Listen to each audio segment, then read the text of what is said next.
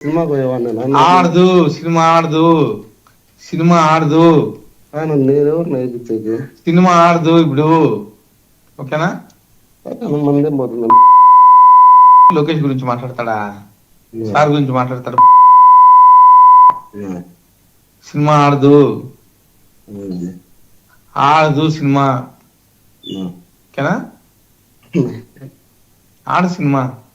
మనమేం చేస్తాం ఆడకపోతే ఆడకపోలేదు ఆడదు నాకు తెలియకుండా ఎట్లా ఆడుతుంది సినిమా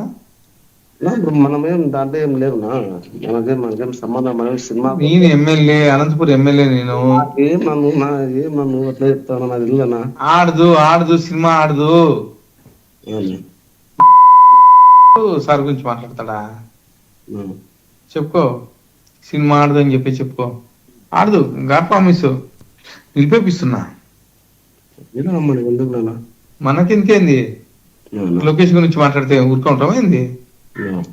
మనకేంది ఏంది ఆడు సినిమా సినిమా ఆడదు పంపించాను అందరినీ ఇది మరి అనంతపురం ఎమ్మెల్యే గారు దగ్గుపాటి ప్రసాద్ గారు ఇది ఏమైనా సంబంధం ఉందా అండి